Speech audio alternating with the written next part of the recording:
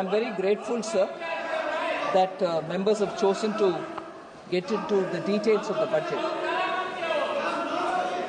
Sir, actually, this budget has come at a time of immense uncertainties, and the change in the global macroeconomic environment makes it challenging. So, if there are challenges which have actually made the budget preparation with a lot more uncertainties, I have to at least put in front of the August House that there are issues which are of global concern, which also have an impact on our own budget making. There is a continuation of global conflict in the Middle East. Russia-Ukraine war continues. Stagnation in global GDP and sticky inflation in the emerging markets are all vitiating the atmosphere in the entire developing economies. Actually, what is happening is where we have ideally a situation which should encourage free trade, we are seeing more restriction. Where we very strongly vouch for globalization, we see a lot more fragmentation. Where we need fiscal prudence, we are seeing rising debt. Where we are seeing market forces which should actually play to make sure economies are going to be absolutely free and fair in its practices, we are seeing many restrictive industrial policies.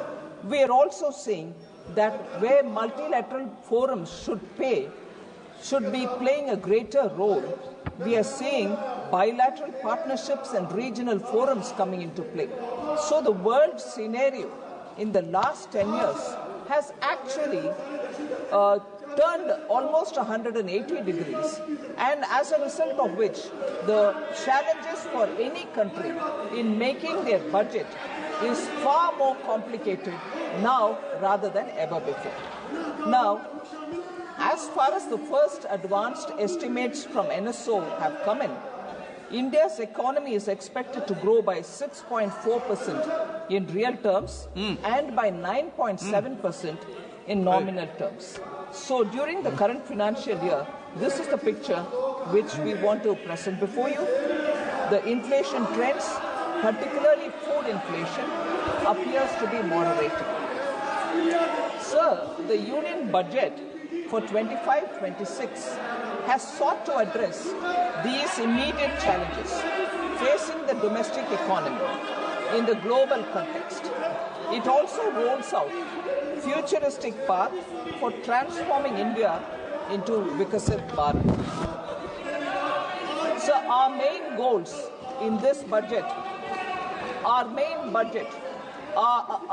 goals in this budget are to accelerate our growth, secure inclusive development, invigorate private sector investments, and uplift household sentiments. So, with a focus on Garib, youth, Annadata, and Nari, the budget likes to reveal new schemes and reforms in the following broad sectors: promotion of agriculture, MSMEs, investments and exports as growth engines, and building rural prosperity and resilience. We also want to have employment-led development, spurring domestic consumption and boosting manufacturing in India, including export promotion. Continuing public capital expenditure, sir, and rekindling the animal spirits in the private sector to step up investments. And most importantly, investing in people, investing in economy, and investing for innovation. These are actually the union budget. These are actually the points on which union budget is focusing, so that we balance the national development priorities with fiscal imperatives. So, some of the budgetary outlays I want to highlight here, sir, so that it covers most of the concerns expressed by many of the members. The budget, first thing before I even utter the outlays for each of the schemes, I want to highlight one concept, if you want to say, effective capital expenditure. What is effective capital expenditure, sir, and why do we need to? I'm sure very many members of Parliament will fully be aware of it, but for the records, I'd like to describe it for a minute. Effective capital expenditure includes core capital outlays and the grants in aid for creation of capital assets. Though the grants in aid for creation of capital assets, sir, is accounted in our budget, is accounted as revenue expenditure, they go for creating capital assets in the states. So we include them when we talk about effective capital expenditure. In the budget of this year, 25-26, the effective capital expenditure is projected at 15.48 lakh crores as against 13.18 lakh crores in the RE of 24-25.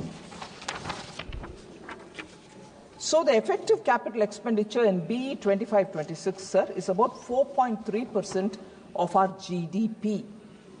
That is only 0.1% of GDP lower than the fiscal deficit of this year, which is 4.4. This year meaning 25-26, which is 4.4% of the GDP. So the effective capital expenditure is 4.3% of GDP. Fiscal deficit, 4.4% of GDP. What does it indicate? It indicates that government is using almost the entire borrowed resources for financing effective capital expenditure. So the borrowings are not going for revenue expenditure or committed expenditure or any of those kinds. It's going only for creating capital assets. So in effect, government intends to use about 99% of borrowed resources to finance effective capital expenditure in the upcoming 25-26 year. I'll explain it, Professor, please. I've just begun, right?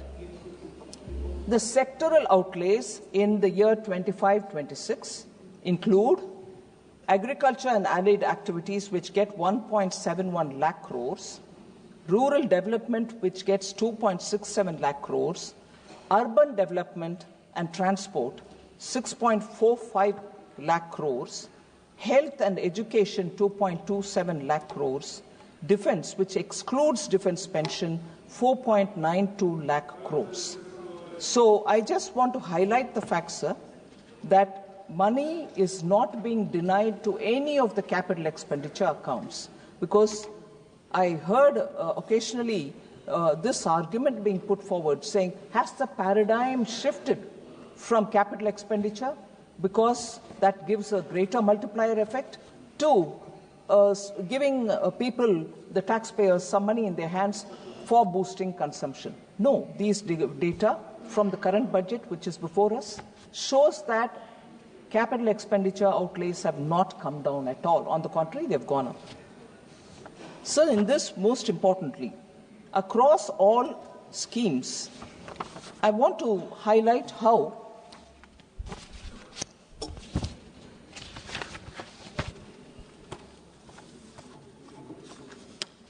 transfers to the states, that is for the year 25-26, will be 25.01 lakh crores. Transfers to the states across all schemes. And I just want to go back to listing out how much after COVID the capital expenditure is increasing. At the same time, including tax devolution, finance commission grants, and funds for centrally sponsored schemes, 50-year interest-free that we give for the states, all put together, the transfer of resources to the states is growing by the year. 2020-21, sir, 13.44 lakh crores.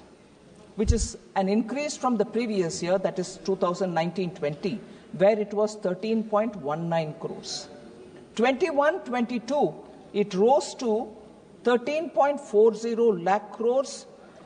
It was 4,000 slightly less because of COVID-related issues, although we targeted a higher number. But in 22-23, it was 15.56 lakh crores, which is 2.16 lakh crores more than the previous years.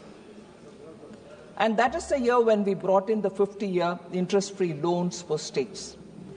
Interest-free 50-year loans.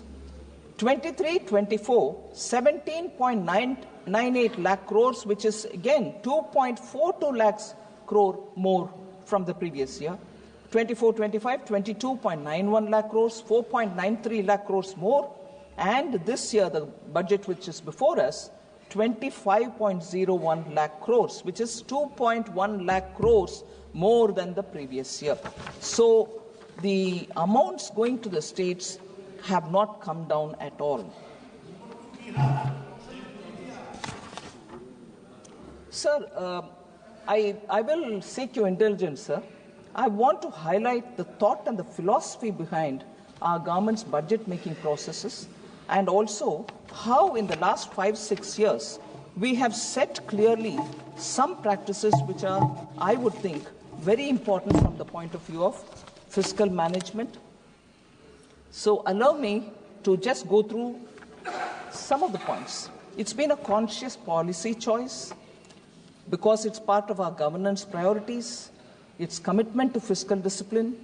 So India's development story actually presents a stark tale of two opposite approaches to budget making and also for fiscal prudence. So global financial crisis of 2008, once in a century 2020 COVID pandemic. But what happened after 2008 led us to become a fragile five country. Whereas what is now happening is that you see we continue to remain the fastest growing economy. I want to highlight some of the very critical steps that we have taken in the fiscal prudence approach and also in budget making. So under this government, sir, India transited from the league of fragile five to become one of the top 5 economies of the world. 2021, sir, we had the devastating pandemic. Union budgeting reveals recurrent themes of transparency. Since that year, you will find our themes which are recurring are transparency in the budget making and also credibility of budget making, reforms to catalyze growth, targeted social security, and use of technology for obtaining value for public money. I'll just give 2 examples or sometime even 1 example for each year. 2020-21, sir, we took a giant step of bringing on board the FCI off-budget borrowing of 1.2 lakh crores. Food Corporation of India had continuously maintained off-budget borrowings. That year, we took a major step of bringing all the off-budget borrowings, better public understanding and discourse on government debt, and also brought in a sense of credibility to the budget documentation itself. That year, another step, sir, we have also partnered with the states to deepen the multiplier effect on capital spending by providing them with the 50-year interest-free loan. From an allocation of 12,000 crore in 2021, it has now, in the current budget, reached 1.50 lakh crores. So it is not just us believing in multiplier effect by spending on capital asset building, but we have partnered with the states, and states are really actually speedily coming up with a lot of proposals, which is very, very good, and we are able to give them that kind of money to support their proposals. 21-22, sir, the year after that, again 2 steps which I want to highlight. MOHUA, Ministry of Housing and Urban Affairs, off-budget borrowing was also taken on board. We brought on record the off-budget borrowing of urban housing of 33,000 crores on the books of government by prepaying it. By prepaying it, sir. So we bought it on books and we prepaid it, and that's a major initiative that we've taken to make sure the budget's transparency and nothing outside of the budget will be done. That was the second major step. The first year it was FCI, the second year it is Mahuas. That year, again, just-in-time release and transparency in flow of funds to the states, the single nodal agency model was introduced, so taxpayer money goes to the states just in time for them to use the money, and there is no difficulty in that kind of a quick disbursal of resources. That's the second major step for 21-22. 22-23, sir, debt consolidation of agencies for better fiscal planning on borrowings. Professor was very worried about the borrowing, the debt and everything else. This is one of the points which I want Professor to consider as to why consistently between 2021 we are taking measures to reduce debt, at the same time make public money go for productive asset building activities. We commenced financing of capital outlay of railways and highways from the union budget that time, 22-23. This allowed for debt consolidation, particularly railways debt consolidation began happening from that year of these agencies and helped lower cost of borrowing. So as borrowing by government is cheaper than borrowing by agencies, so efficient use of money, there also we have shown that this kind of a step can actually better utilize taxpayers' money. 23-24, sir, one big step, recognizing the taxpayer by easing tax rates. The new tax regime was made the default tax regime, sir, with new slab structure, with reduced tax rates, and also rebate limit was raised until 7.27 lakhs rupees monthly earning, annual earning, with marginal relief also given, which until 7.27 lakhs, where no tax was payable at all. This year, of course, it has gone to 12 lakhs. So the fifth point I want to say is 2024-25, sir, we empowered the ministries with a proposal which was suggested by the PAC, which was very actively looked into by the Public Accounts Committee. And then we consulted the CAG, and then we brought in a revision of new service and new instruments of service limits. This is the fourth time since independence. A major step of this kind has been brought in with substantially enhanced financial delegation to improve operational efficiency in ministries. Otherwise, for small amounts, they had to keep coming for permission seeking and so on. That has been cleared.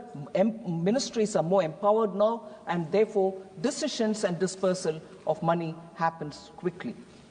This year, proactive disclosures, realistic estimation, and ensuring greater predictability are the steps that we have taken. I draw the attention of honourable members to the statement in 4AA, the expenditure profile. Many members would have seen it. I still draw their attention to this particular thing, which outlines the SNA balances with states in select schemes. It's an important thing I want to draw the attention of honourable members. This brings to the fore, sir, for the implementation challenges of states, the need for action to remedy at the state level.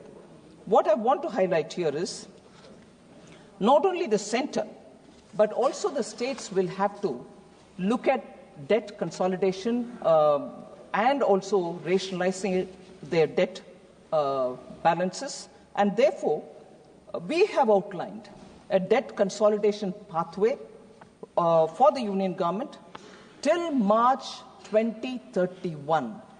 And this would give some kind of guidance to the markets with greater predictability also. So that is an important step I want to highlight, sir, that in the last 5 years, you see certain underlining currents in the budget preparation, contents of the budget also being transparent, and therefore speaks strongly for the budget being a very reliable document.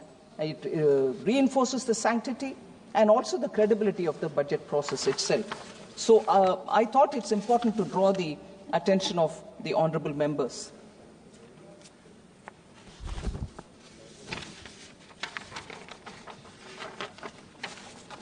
So now I move to issues which have been raised by honourable members. I have broadly grouped them, and therefore, instead of going by member, issues raised by 3 or 4 members have been grouped together, and I speak in response to their issues.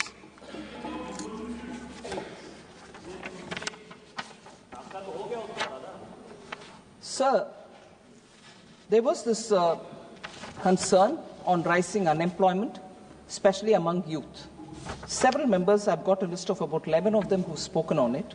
I want to highlight the fact that according to the 23-24 annual periodic labour force survey, labour force participation rate has increased from 49.8% in 2017-18 to 60% in 23-24, reflecting a rise of about 10.3 percentage points.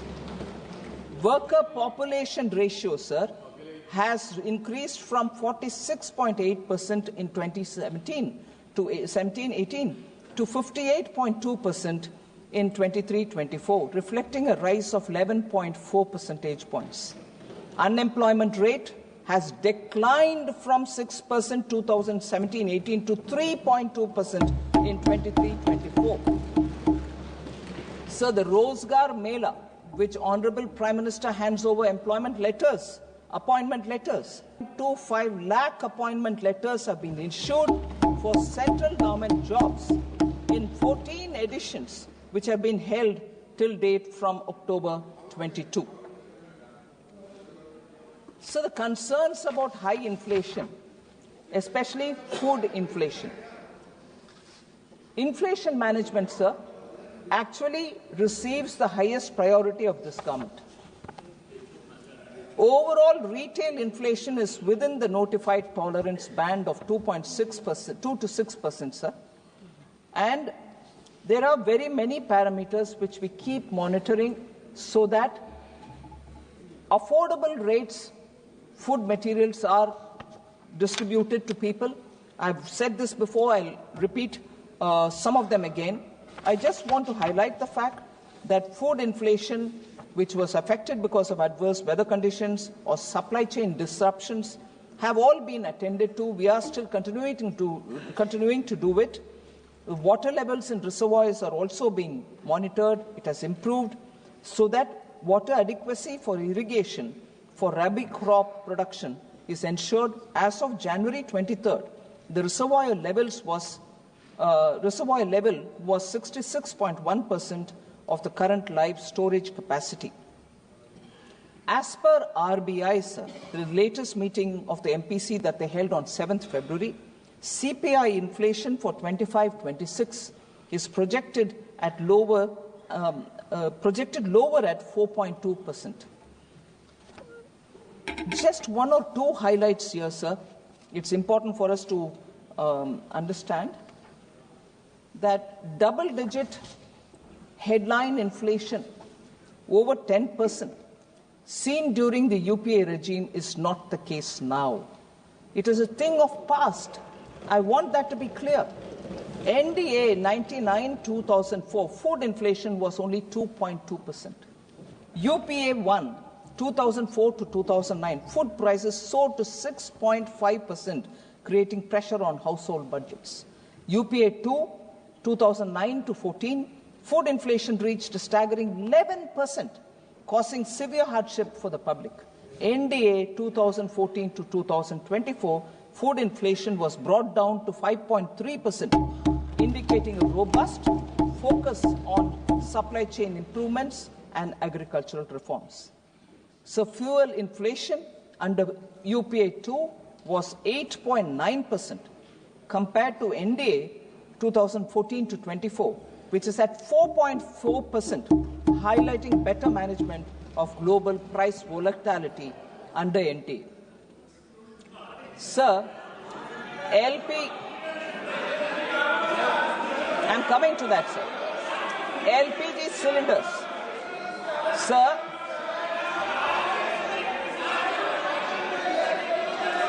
LPG cylinders, sir. Before April 2014, nearly 45% of Indian households did not have access to clean cooking fuels. In contrast, LPG coverage under NDA has reached near saturation. Total domestic active LPG customers have more than doubled from 14.52 crores in April 2014 to 32.89 crores as of December 2024. After a targeted subsidy of 300 rupees a cylinder for PM Ujjwala Yojana consumers, the Government of India is providing 14.2 kg LPG cylinders at an effective price of 503 rupees per cylinder in Delhi, which is available for more than 10.33 crore Ujjwala beneficiaries across the country. So, under the PM Ujjwala, sir, the refill rate, about which I think one or two members mentioned, that is the per capita consumption, is 4.4 cylinders in a year. So about this, oh, don't you see it in the ground? Prices are going up and so on. The measures that Government of India have taken are very important, and even in this budget, I have taken steps to say we should have better productivity in agriculture. We should also have vegetables and fruits grown so that the supply side problems can be better administered. PM Dhan Dhanya Krishi Yojana, Developing Agricultural Districts program, is a very important one where 100 low productivity agricultural districts are being focused, and we are going to build those districts like the way Honorable PM gave attention for aspirational districts, for social welfare indicators. So shall we do on agricultural productivity in these 100 districts, where the productivity now is very low. Then Atmanirbharta and pulses, comprehensive program for vegetables and fruits, national mission on high-yielding seeds. These are steps which we are doing in this budget. We have made an effort. Other than that, sir, Bharat Dal brand products and distribution of onions. Bharat Chana Dal, actually in this year, where only 3 quarters have gone, the phase 2, 76.3 thousand tons have already been sold. Total quantity which we want to reach is 13.08 lakh tons. Bharat Atta, sir, 88,000 tons have already been sold, and 16.08 lakh tons is what we want to target, so that affordable atta, affordable chana dal can reach common people. Bharat Rice, similarly, 45,000 tons have already been distributed. 15.03 lakh tons will be distributed. Bharat Chana whole, 7,553 tons have been already sold. Moong dal, 6,637,000 tons have already been sold. And onion for Rabi 2024, 85,524 tons are already sold at affordable prices. That is 35 rupees per kg onion has been sold, and people are benefiting by these steps.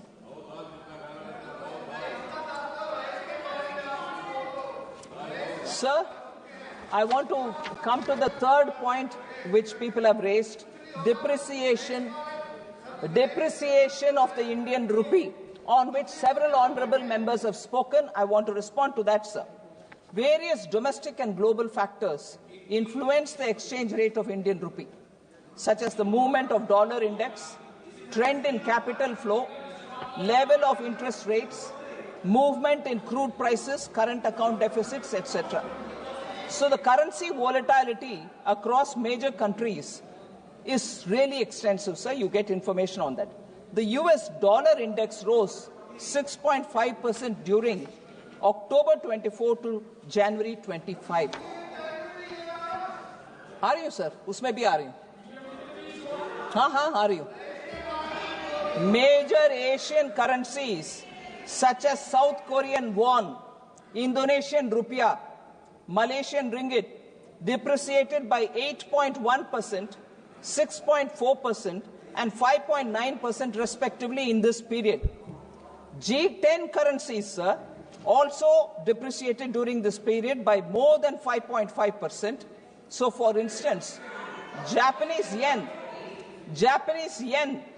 depreciated by 7.0%, British pound 6.6%, and 5.8% is the euro. So, this is even acknowledged. It might be helpful to quote this, sir, by the former RBI Governor, Sri Raghuram Rajan, who even participated in the Bharat Jodo Yatra. Raghuram Rajan, sir, former RBI Governor, on 15th January 2025, this year January, said, and I quote, yes, I quote it. We'll quote all of them. No worries. Yes. I'll quote all of them in the context. Now, this is the context in which I want to quote it. Sir, have the patience to listen. You can always question me. You questioned almost for 3 days. I'm coming back to give my reply. Should have the patience and endurance to listen, please. Raghuram Rajan, sir, has commented, and I quote, thank you. The fixation, yes, thank you very much.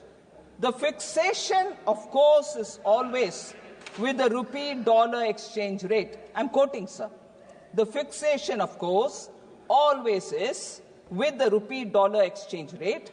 And reality is, dollar has been strengthening against many currencies. If you look at euro versus dollar could buy 91 cents in the euro at the beginning of last year, and now it buys 98. So there's been about a 6% or 7% appreciation in the euro. That's about what has happened to the rupee. From about 83 to 86 change, maybe even a little less than what has happened to the euro. So it's really a dollar issue, unquote. So the dollar, I really quote, I continue, it means what it says. It means what it says. If they refuse to understand it, I can't help it. Every member seems to understand. They don't want to understand. Sir, quote again. Listen, madam. The dollar is strengthening partly because of the thought that the new administration, with applied tariffs, the deficit may go down. The trade deficit for the US, that will strengthen the dollar. There's also some potential safe haven buying at this point into dollar assets. So given all that, I wouldn't be overly worried, unquote. So he says about the Indian rupees VIX, and he is not worried. Whereas our people here more worried about rupee depreciating.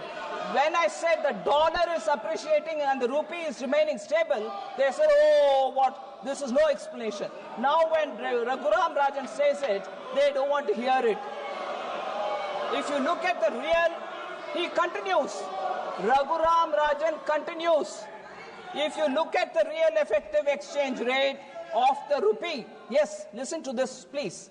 If you look at the real effective exchange rate of the rupee, it has not depreciated that much. So that's what it means. He summarized it in one sentence.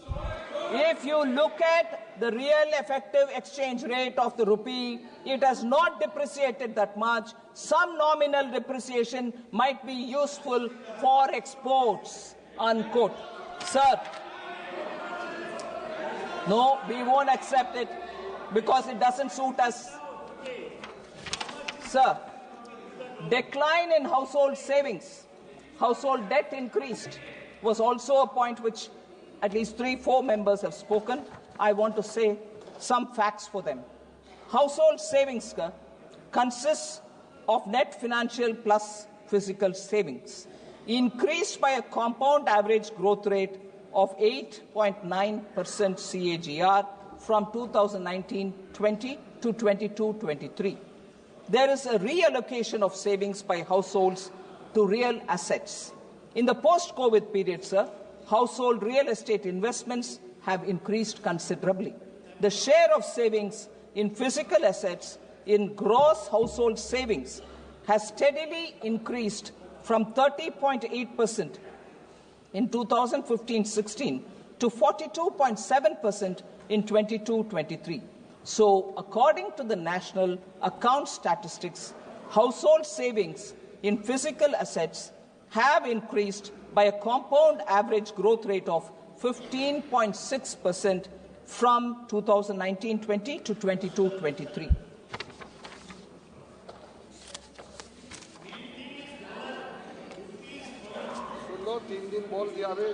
Sir, public spending slashed. I've addressed this issue a bit earlier, but I want to say this again. Total expenditure of the union budget, sir, in 25-26 is projected to be about 50.65 lakh crores.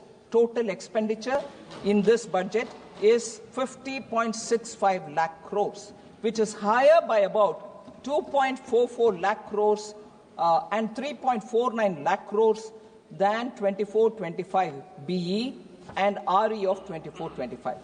The capital expenditure, I would reiterate here, because many people seem to think that capital expenditure has come down. No, capital expenditure was 11.11 lakh crore last time. Now it is 11.21 lakh crore, so it has only gone higher. And as said earlier, the effective capital.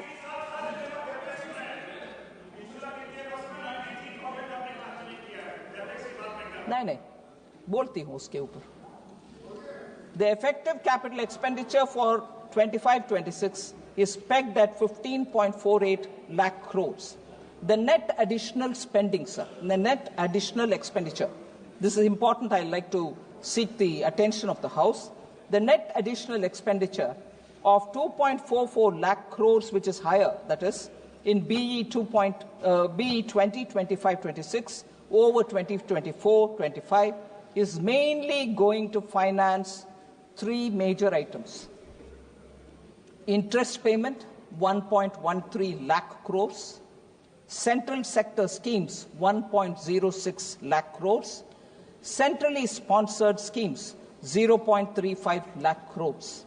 Sir, we also, and I want this to be, again, with your indulgence, I seek honourable members' attention on this point. We also had the onerous burden of repayment of oil, fertilizer and FCI bonds raised during the UPA era.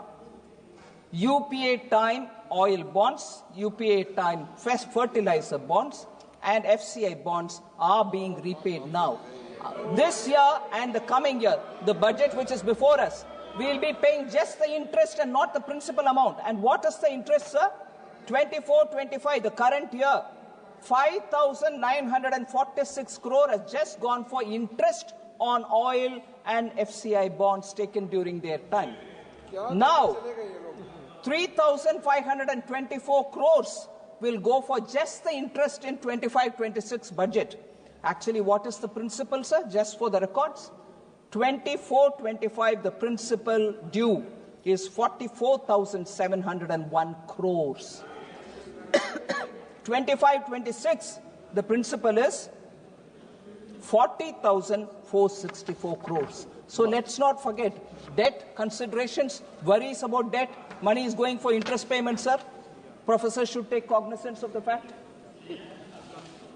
Sir, also, I just want to highlight, for instance, public spending outlays in health, education, social welfare, rural development have increased from 4.16 lakh crore to 5.54 lakh crores between 2021 to 25-26. So there is no cut in any of these. Repeatedly we have people asking questions. It's okay to ask questions, but I am giving you the answer that nothing has come down there. So fiscal consolidation was another issue on which many members were worried, saying, is it being done at the cost of public spending and social sector spending? Education budget reduced, PM Poshan, Jal Jeevan Mission, Aabas Yojana, have all of them come down, post-metric scholarships. I'd like to answer all of them, sir. Social welfare, the budget has increased from 56,501 crore in 24-25 to 60,052 crore in 25-26. Not gone down from 56 to 60. I'll come. Education, sir. Education, sir. 1.26 lakh crore in 24-25 has gone to 1.29 lakh crore in 25-26. Education का भी कम नहीं हुआ, ऊपर से ज़्यादा हुआ.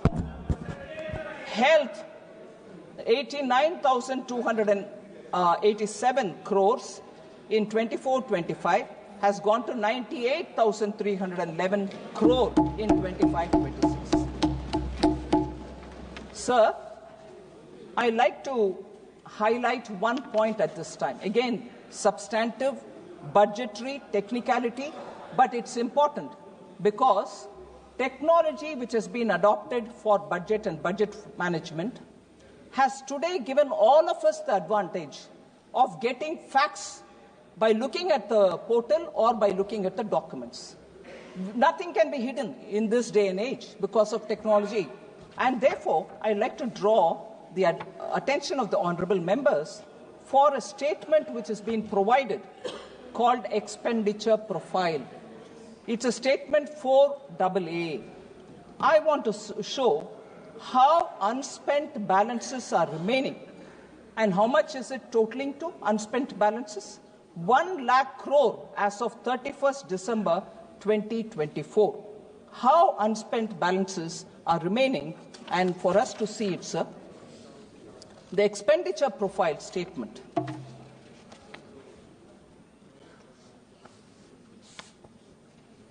This is along with the budget, it's been already presented. 1,395.45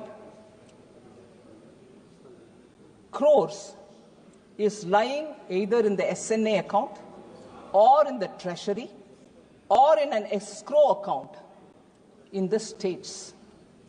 In the states. 1,395.45 Rashtriya Krishi Vikas Yojana. On that head of account, this much money is lying there yet to be utilized.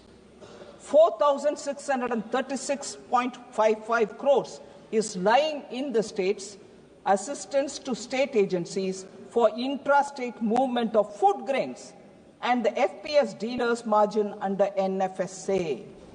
National Food Security Act. Many honorable members are really concerned, and I can understand the concern. But if money is lying in the accounts, if you just give the utilization or raise the bills, you get the money. It is in your account there, SNA account there. Please take it. It's already in your account. But no, you're not giving money for Food Security Act. Why not? We are giving the money. It's there. Would you like to use it? This is a statement attached to the budget documents. I would like the honorable members to see where the money is lying. And despite that, more is being asked. You ask more, no problem. The moment you use this, we'll give more. Yes. The next, Samagra Shiksha. 11,516 is lying there in the states. Would you please use it?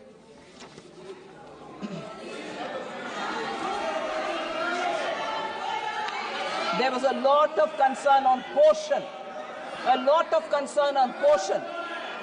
PM Pradhan Mantri Poshan Shakti Nirmala, erstwhile national program for midday meal in schools. 5,205 crores are lying in the state accounts. And this is for Poshan Abhiyan. And here I hear voices. प्रधानमंत्री जी, बच्चों का nutrition के ऊपर आपको कोई ध्यान नहीं है क्या? अरे पैसा आपके अकाउंट में है भाई, यूटिलाइज करो. हमने तो दे दिया पैसा, आप क्यों नहीं यूटिलाइज कर रहे हो? मुझसे पहले हमें क्यों पूछ रहे हैं? So, go use it. This document is available. Have a look at it if I'm saying anything abrupt. So next, sir, these are not chota-mota amounts. These are big amounts. I want to ask question therefore. Sir, flexible pool for RCH and health system. Sir, I've heard health minister. I've heard health minister Jagat Prakash Nadda ji. No, you can always ask me, Supriya ji, all the questions, but I've heard you all. I want to come up with my answer. Please have patience, and you may ask me again. But if I'm telling you anything that which is not already available with you, I'll be ready to answer. But it is there. What proof? A budget document by? Bhagwan. Budget document hai bhai. Sir, flexible pool for RCH health system strengthening National Health Program and National Urban Health Mission. National Urban Health Mission. How much is left in the accounts? 2,988 crores lying with the states. Next, I've heard questions being asked of the health minister. Next, I've heard health minister trying to respond. No, I'm giving teachers. No, I'm giving paramedical staff. No, we are funding. You know, sir, how much money is left there? Human resources for health and medical education. 7,059 crores are lying in the state account. Would they please use it? Sir, next.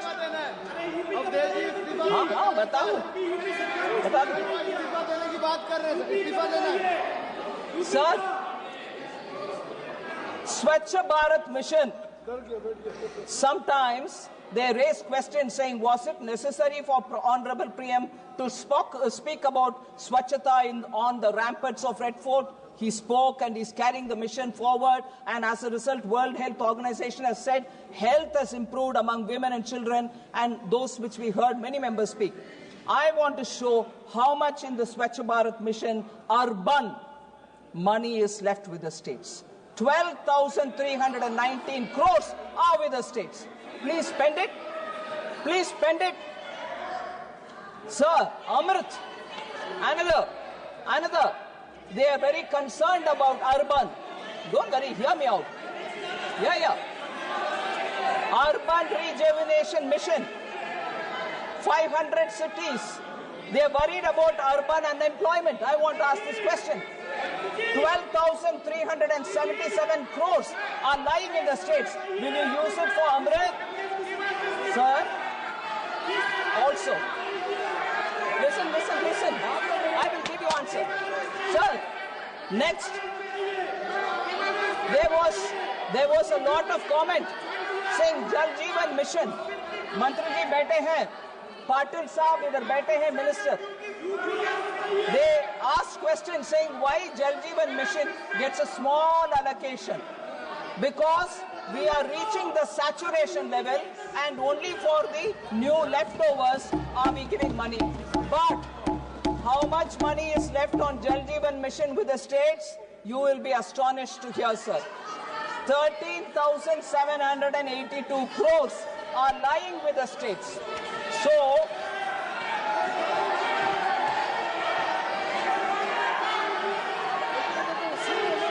sir, I'm not letting this list go. So pardon me. They say about many new people, many poor people. Dharmendra ji बैठ जाओ. We want people to hear. आपकी सरकार नहीं है, बैठ जाओ. We want people to hear. We want people to hear. Oh yes. No, they didn't know this also. Okay, you'll get it. Sir, they say PM Awas Yojana, Gramin Urban. They didn't have any number. 14,000 is left with the states for Gramin. Mahatma Gandhi National Rural Guarantee Program. 4,351 crores are lying with the states. मानिए, please.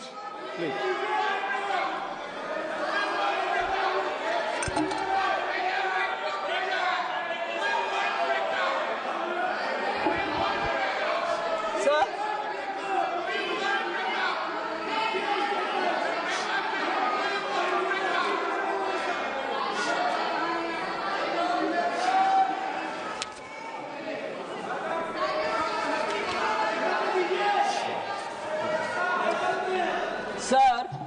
since there are some points. Sir, would you allow me, sir? I like to. Don't worry, I'll come. बैठिए, माननीय बैठिए. I've heard you for 3 days. I'm telling you a reply. You should have the patience to hear. Kaliwori ji. माननीय मंत्री जी, please. No, I'm not माननीय मंत्री जी. Budget. You can ask for it. You can ask for it. Sir, Sir, I respect Member Kalyan Banerjee. I have a lot of patient hearing whenever he stands to speak, but I also want him to have that patience when I speak, sir. I request him. हाँ, बिल्कुल बात करेंगे जी, 1 minute. हाँ, बात करेंगे. Sir, please. Kalyan Banerjee ji is somebody who listens. I listen patiently because he passionately speaks about Bengal. I have absolutely all respect for him. But here are some things which I have to speak because his leader who spoke that day, he was here. I was also here listening to his leader. I want to point out some things there. I know you will speak to me against Bengal. What more you can do?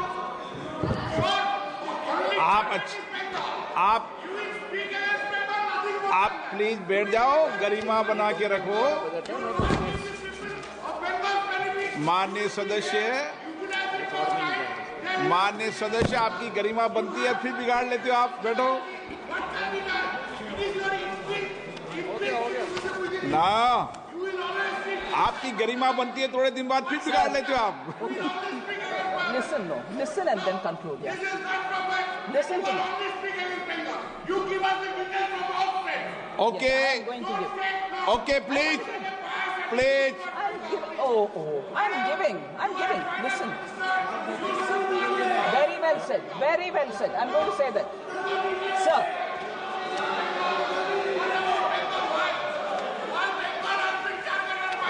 Yes. Please. थोड़ा pressure कम करो. थोड़े दिन reputation बनती, फिर बिगाड़ लेते हो. Please बैठिए. I'm biased towards. नो, माननीय मंत्री जी, प्लीज नो डिबेट. प्लीज सभा की 1 मिनट प्लीज. माननीय सदस्यों, प्लीज बैठिए. माननीय सदस्यों, सभा की सहमति हो तो सभा की कार्रवाई माननीय वित्त मंत्री जी के उत्तर तक बढ़ा दी जाए.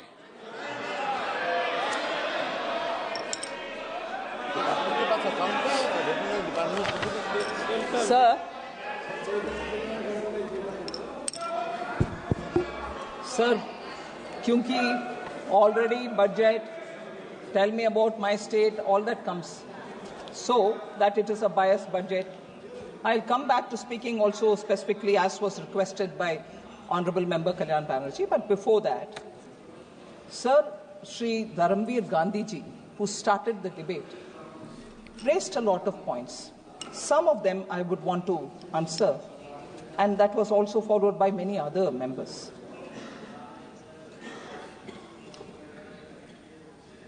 I've already mentioned that how for capital expenditure, the amount which is being given is steadily every year increasing. It's not as if projects are not happening in states. For Punjab, sir, 38 national highway projects were sanctioned in 3 years for Punjab for development of 825 kilometers. 3 projects, 825 kilometers, amounting to 22,160 बैठिए वही मैं बोल रही हूँ sir. आप जरा सुन लीजिए. आप सुन लीजिए ना. पिछले 3 आप वकालत करना छोड़ दीजिए. 22,000 करोड़ रुपया पंजाब के रास्ता सड़क बनाने के लिए ही हम दे रहे हैं. सर, सिर्फ roads 38 national highway in Punjab for 22,160. इनका कोई माननीय सदस्य का नाम ही मत लो सर, और इनको जवाब भी मत दो कोई. नहीं, I'm not giving him. I'm telling you, sir. Telangana, sir. Please बैठिए. आपने बोला ना भाषण, सुनिए जवाब. बैठिए. तेलंगाना, सर.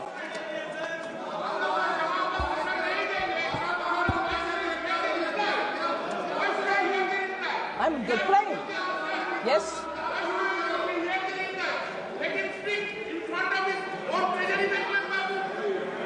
आप नहीं सुनना चाहते ना?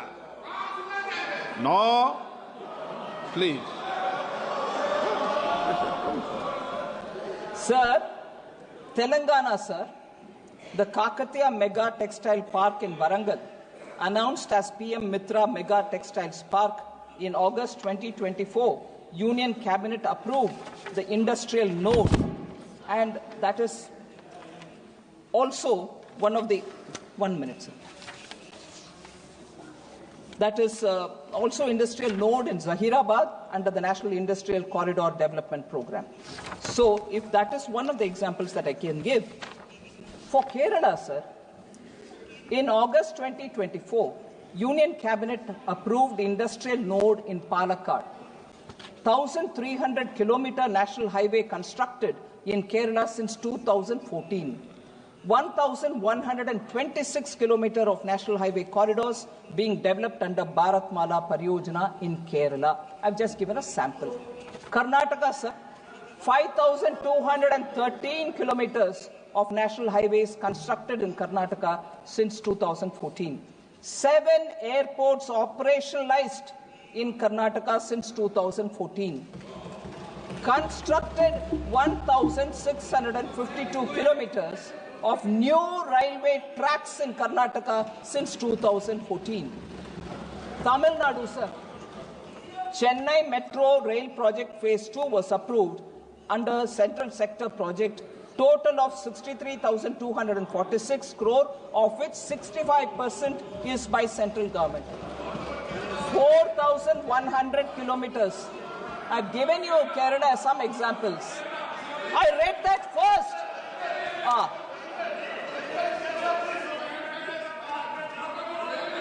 4,100 kilometers of national highways constructed in Tamil Nadu since 2014. PM Mitra Mega Textiles Park announced in aspirational district Virudunagar. Tamil Nadu, a few examples. Himachal Pradesh, a few examples. World's longest highway tunnel, Atal Tunnel in Rohtang, constructed in 2020. AIIMS Bilaspur, inaugurated in 2022. 1,247 of national highways constructed in Himachal Pradesh since 2014. Union Budget 2024-25 said Himachal Pradesh suffered extensive losses due to floods last year. Our government will provide assistance to the state for reconstruction and rehabilitation through multilateral development assistance. Himachal Pradesh, sir. Jharkhand Purvodaya initiative announced in the Union Budget 24-25 for all-round development of the eastern region of the country. In October 23, Union Cabinet sanctioned the completion of the North Koil Reservoir project at a revised cost of 2,430.76 crores. 2,444 kilometers of national highways constructed in Jharkhand since 2014, sir. So I've given you some example. So, sir, again, there's a lot of concern about debt. I partly addressed it. I will address it even more. I'm coming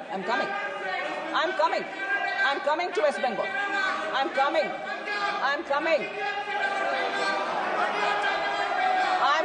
to Bengal. I'm coming. Please patiently beto. Suniye. Sir, about high debt, there's a lot of worry. I want to say, on account of pandemic, the central government fiscal deficit reached 9.2%. 61.4% was the debt level to the percentage of GDP. But we've made strident efforts to bring down both fiscal deficit and also the debt to GDP. Since then, the fiscal deficit and debt percentage have been brought down. Now we have 4.4% of the fiscal deficit number, which is already put in place for 25-26. And for debt to GDP, sir, we have said that we will bring it down to 50% plus minus 1 by 2030-31, clearly showing that the debt of the country will come down. Central government debt will come down to that level which has been suggested by the committee which went into debt management, both of the centre and states, and what has been suggested is what we are indicating. I'll come to that. All right.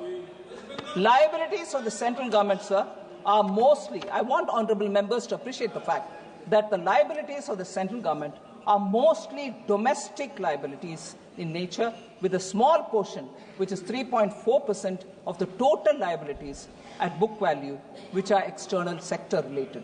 So the downside risk, because if a big number is attributed to external debt, then there will be a concern, but our external debt is not big.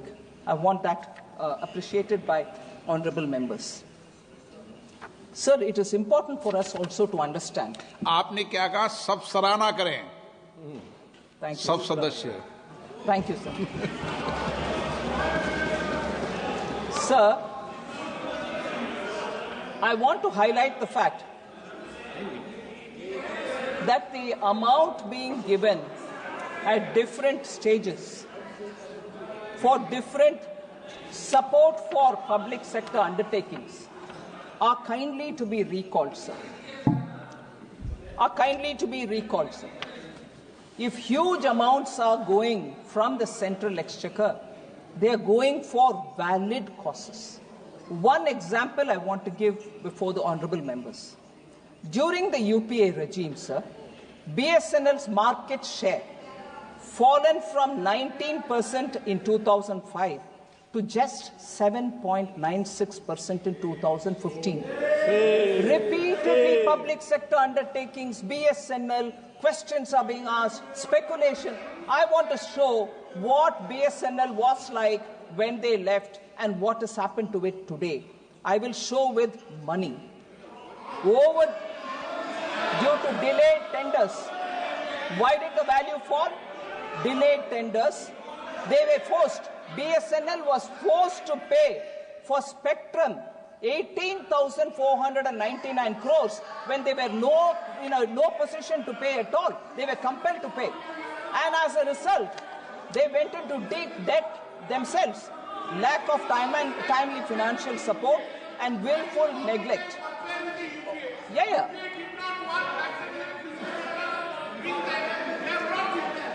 Why do you all the time talk about the UPA? UPA did not work. That's the reason people have brought you. I'm going to tell that. I'm telling now. Kindly sit. I'm telling now. Kalyan Banerjee gave me an opportunity, sir. BSNL, they've done and gone. What have you done? I'm showing what I have done in numbers. In 2000, yes, I'm giving figures. Listen now. Sir, 2019, 69,000 crores. 69,000 crores was given. 69,000 crores in 2019. And debt was restructured via sovereign guarantee bonds, administrative allotment of spectrum for 4G. They couldn't even make BSNL have 4G. They went away. Now, I'm not talking about them. What have I done? 69,000 crore was given in 2019. In 2022, how much I gave for the second revival? Please listen, Kalyan Banerjee ji. 1.64 lakh crores was given for BSNL. 69,000 crore, 1.64 lakh crores, and capital formation through capital infusion and merger of Bharat Broadband Nigam Limited with BSNL. So, by merger of Bharat Broadband Nigam Limited with the BSNL, we have strengthened the hand, resulting in operating profits from 21-22 and reduction of BSNL debt from 32,944 crores to 22,289 crores. Debt came down. The third package for BSNL, July 2023, 2019 was 69,000 crore. 2022 was 1.64 lakh crore. 2023, the third package, the 89,047 crore was approved for BSNL capacity for pan-India 4G and 5G. Sir, 50,000 indigenous 4G sites nationwide has been launched by BSNL. 50,000 indigenous 4G sites nationwide. That's the capacity of BSNL today. And for the first time in India, India has developed her own 4G technology stack that will be rolled out by the middle of this year.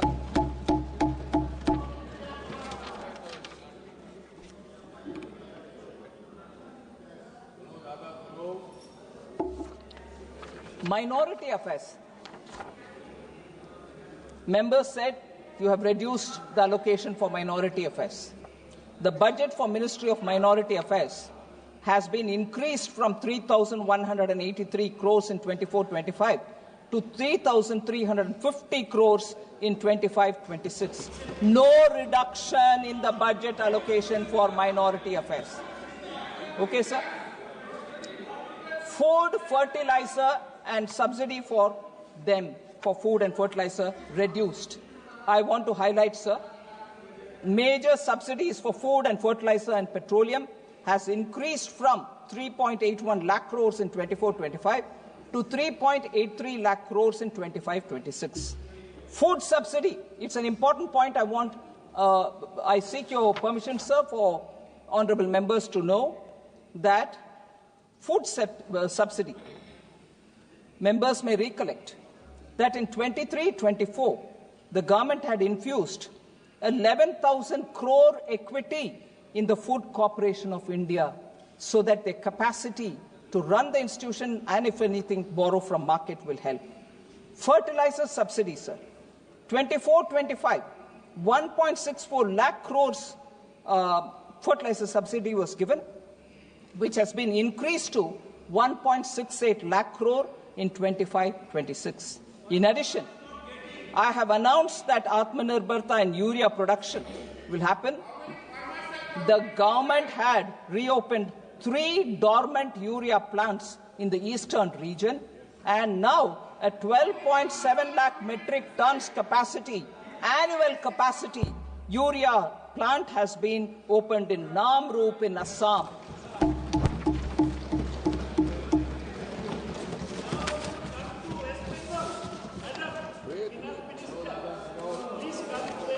Yes, Professor. Yes. Yes. How many points are there? That means nothing more than that. What? Sir, before I go to the specific points on Bengal which were raised, I'm reading out, like I did for Kerala, like I did for Jharkhand, like I mentioned about Punjab, since Honorable Member Kalyan Banerjee is very keen. I want to list out the things that we have done for Bengal. Kindly. AIMS in Kalyani inaugurated in West Bengal in February 2024. Railways.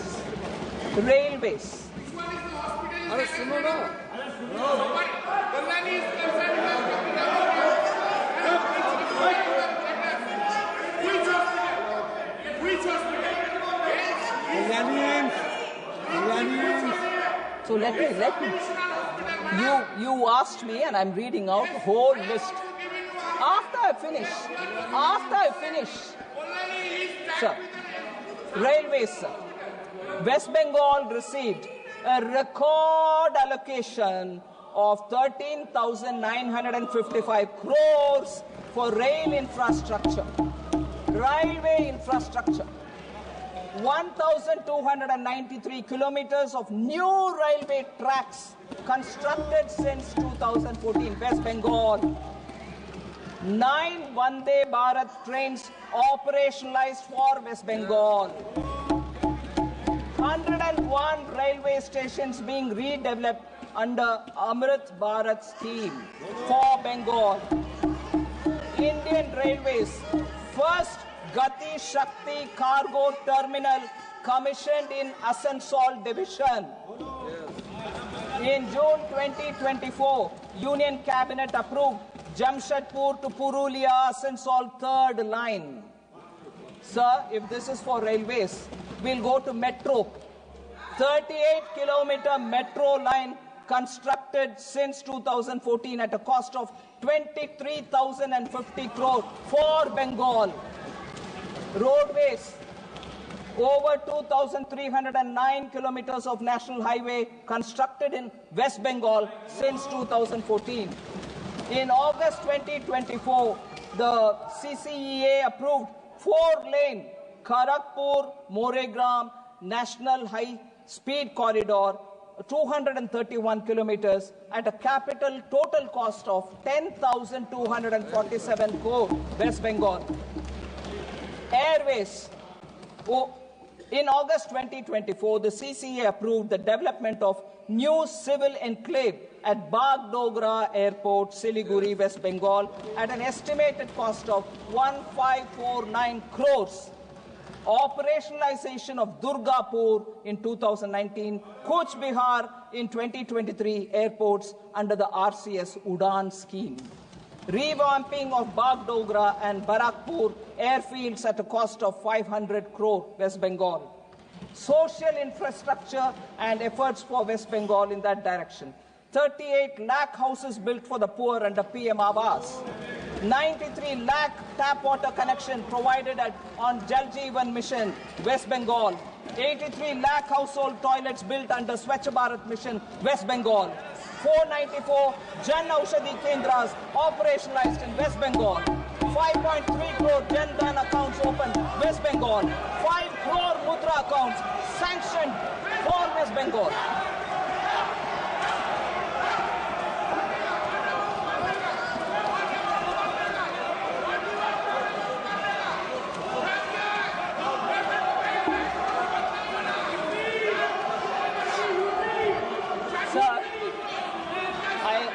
I want them to be a bit more patient. I have more things to say about West Bengal. I have more things. I'll come to you.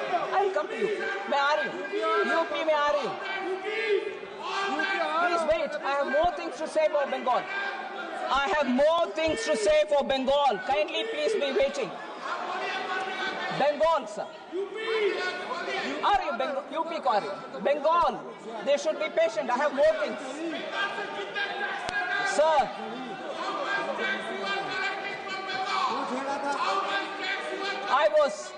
I was listening to the speaker from Bengal, sir. He said Bengal Virodi budget. I want to address that, sir. Sir,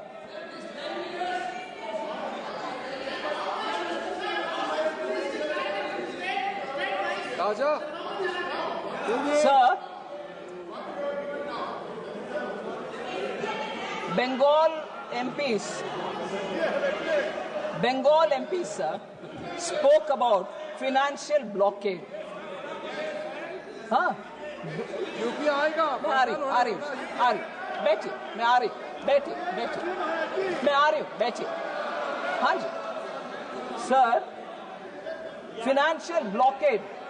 They charged us with financial blockade allegation. Like every other state, sir, PM Awas Yojana Gramin is being implemented in West Bengal since 2016-17. The government has released 25,798 crore as central share to the state since 2016-17. 25,798 crore, only central share. It's gone. However, complaints of irregularities, I will give you. Complaints of irregularities in the implementation of PM Awas Yojana Gramin, including a selection of ineligible households from Awas 2018 Awas Plus, removal of eligible households, and branding violations were received. We are hearing this allegation for last year. There have been similar complaints about Mandrega. Ministry Rural Development is engaging with West Bengal and for a satisfactory reply. Sir, now I come to the specific data. It's ironical that Trinamool, which means grassroots, Trinamool, which means grassroots. Congress that prides itself on being rooted in the grassroots now symbolizes harassment and denial of rights to the common people in the grassroots. I'll give you examples for that. 25 lakh fake job cards in Manrega. Funds meant for people at the grassroots have been looted by the carders. 100 crore midday meal fraud. 100 crore midday meal fraud. Ration mafia thriving in the state on grassroots level. Ayushman Bharat was blocked and denied health care the poor living in the grassroots. 43% tap water coverage in Bengal as opposed to 74% national average. 74% national average. Bengal is at 43%. That's the average. Sir, important. Capital formation crashed from 6.7% in 2010 to 2.9% in the recent years. No jobs, no factories, no vision. That's Bengal for you, sir. Industrial powerhouse. Bengal was industrial powerhouse. 24% share when in 1947, during independence, Bengal had 24% share in manufacturing. Today it has 3.5%, sir. Bengal's per capita income growth lags behind the national average. For the last 20 years, per capita income of Bengal lags behind the national average for last 20 years. It's ranked 23rd. In 21-22, it was 23rd among all states of India. Sir, Trinamool Congress has institutionalized corruption, gutted institutions, and Trinamool has become a byword for exploitation. Trinamool has become a byword for exploitation, sir. Now, can I then suggest, because budget, Bengal विरोधी budget बोला गया, मैं क्या पूछना चाहती हूँ अभी, तृणमूल विरोधी टीएमसी हो गया है क्या? तृणमूल विरोधी टीएमसी है, तृणमूल जनता विरोधी है. अरे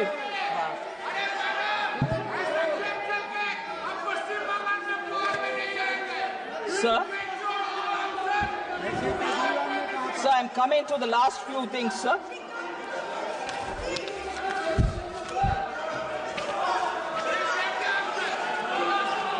You accuse me politically.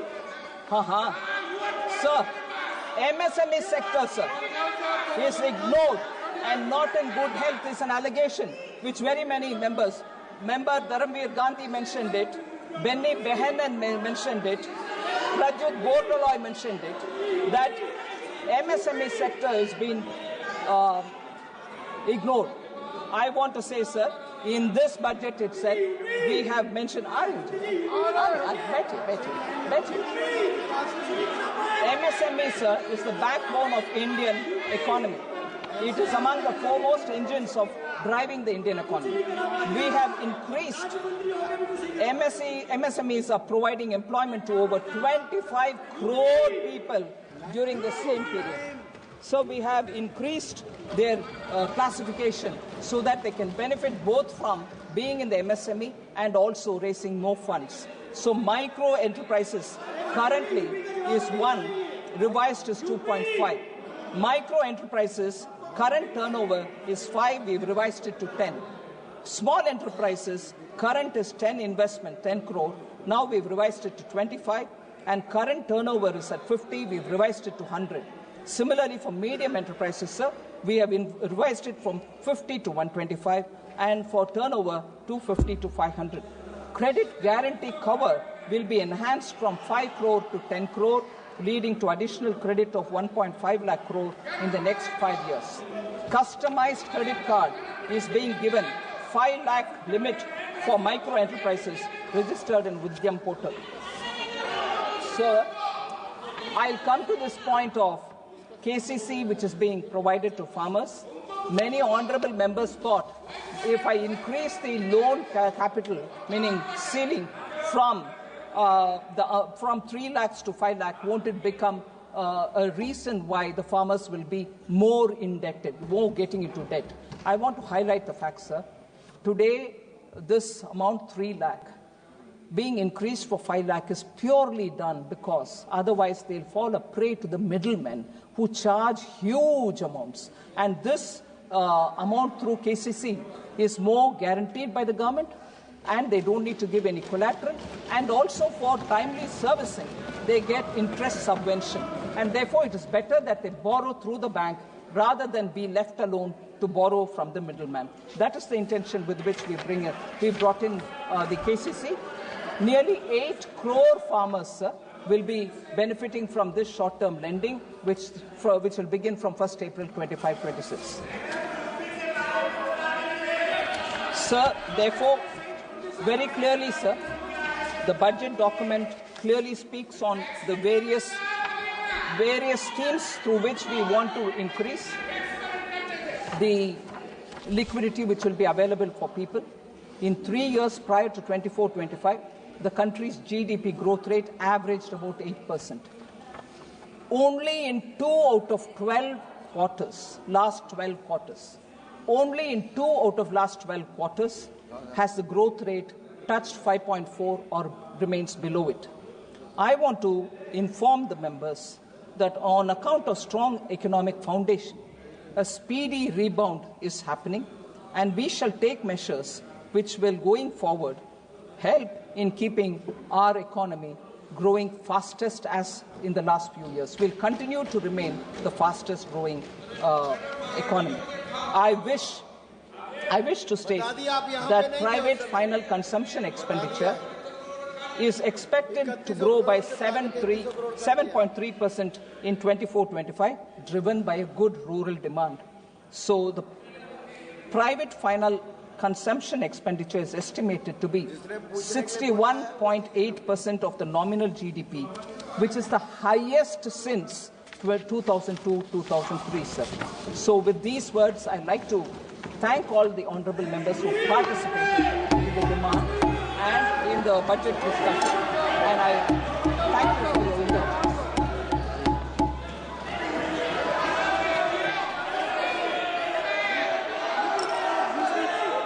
हो गया। सभा की कार्रवाई गुरुवार दिनांक 13 फरवरी 2025 को प्राप्त 11 बजे तक के लिए स्थगित की जाती है।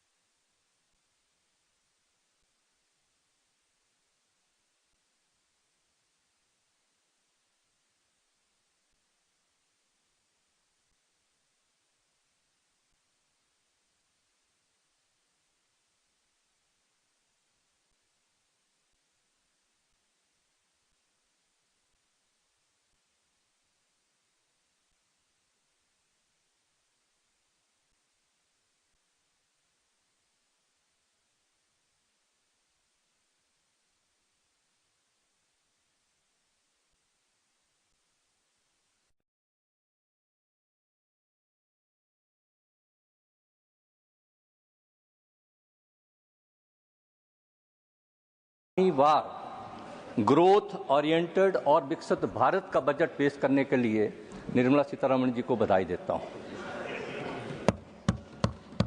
उपाध्यक्ष महोदय, सभी वक्ताओं ने अलग अलग क्षेत्रों के बारे में विषय जो है बजट के बारे में हमारे बीच में रखा। मैं कुछ बातें सदन के बीच में रखना चाहता हूं।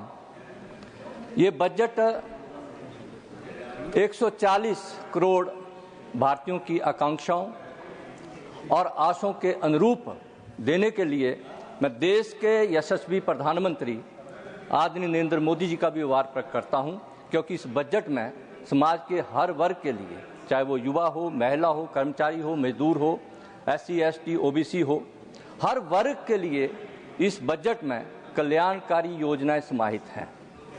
इस बजट में जहां विकास की रफ्तार बढ़ेगी, जहां समावेशी विकास और सुनिश्चित होगा और प्राइवेट और पब्लिक सेक्टर में इन्वेस्टमेंट को बढ़ावा मिलेगा, वहीं मध्यम वर्ग की जो परचेजिंग पावर है वो बढ़ेगी और मैं समझता हूं उसकी वजह से आने वाले समय में हमारी अर्थव्यवस्था पर सकारात्मक परिणाम हमारे को देखने को मिलेंगे।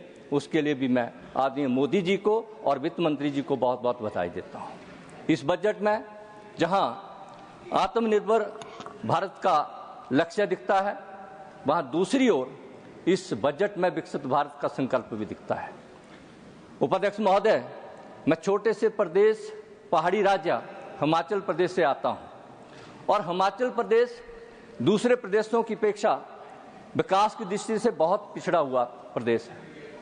लेकिन मैं तो आभार प्रकट करना चाहता हूं देश के माननीय प्रधानमंत्री जी का कि पिछले 10 वर्ष के अंतराल में, पिछले 10 वर्ष के कालखंड में हिमाचल प्रदेश के हर क्षेत्र में, चाहे वो शिक्षा का क्षेत्र हो, चाहे कृषि बागवानी का क्षेत्र हो, चाहे मेडिकल का क्षेत्र हो, चाहे साइंस टेक्नोलॉजी का क्षेत्र हो, चाहे हम बात करें एयर कनेक्टिविटी की, बात करें रोड कनेक्टिविटी की, बात करें रेल कनेक्टिविटी की, हर क्षेत्र में ऐतिहासिक विकास जो है वो आदरणीय नरेंद्र मोदी जी ने और उनकी प्रयोजनों के माध्यम से हिमाचल प्रदेश में हुआ है। मैं उसके लिए भी माननीय मोदी जी का बहुत बहुत आभार प्रकट करना चाहता हूं।